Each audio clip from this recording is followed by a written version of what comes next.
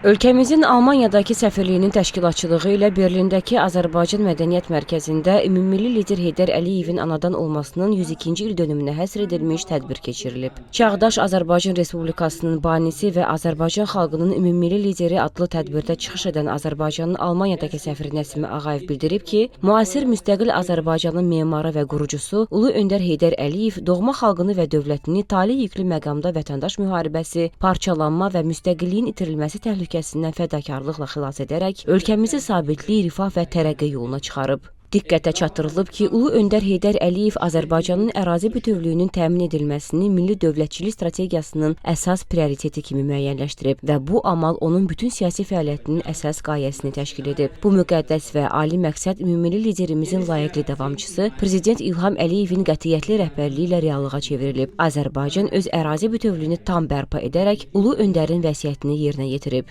Ümummilli lider Heydər Əliyevin Almaniya ilə Azərbaycan arasında münasibətlərin qurulması və inkişafı rolundan da söz açan Nəsimi Ağayev, dahi şəxsiyyətin ikitərəfli münasibətlərə böyük önəm verdiyini, bunun da nəticəsində əlaqələrimizin daim yüksələ xəttlə inkişaf etdiyini vurğulayıb. Tədbir çərçivəsində iştirakçılar ümummilli lider Heydər Əliyev və Azərbaycanla bağlı nəşrlərlə tanış olublar.